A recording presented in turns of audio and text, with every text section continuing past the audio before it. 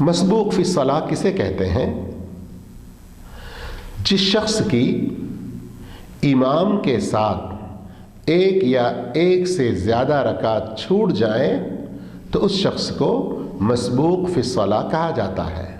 چنانچہ جس آدمی کی امام کے ساتھ کچھ رکعتیں چھوٹ جائیں تو وہ اپنی چھوٹی ہوئی رکعتوں کو اس طرح پورا کرے۔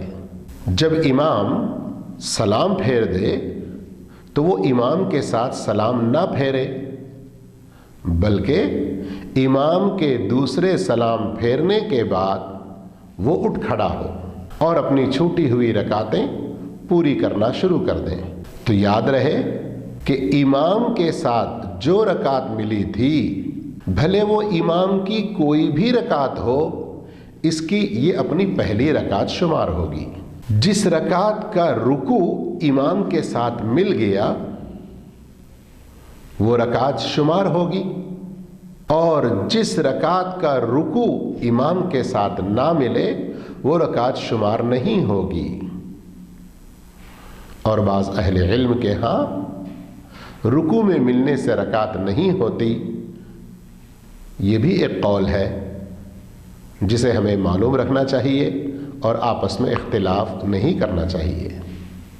جماعت سے نماز پڑھنے کے لیے جو مسجد میں آ گیا اور دیکھا کہ جماعت کھڑی ہوئی ہے تو امام کو جماعت کو جس حالت میں دیکھ لے اسی حالت میں ان کے ساتھ شامل ہو جائے، چاہے وہ کھڑے ہوں، رکوع میں ہوں، رکوع سے اٹھے ہوئے ہوں، سجدے میں ہوں، دو سجدوں کے بیچ ہوں یا تشہد میں ہوں، جس کسی بھی حالت میں ہو اس حالت میں مل جانا چاہیے۔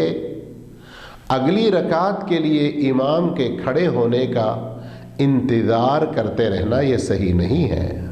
نماز میں شامل ہونے والا آدمی پوری طرح سے کھڑا ہو کر تکبیر تحریمہ اللہ اکبر کہے۔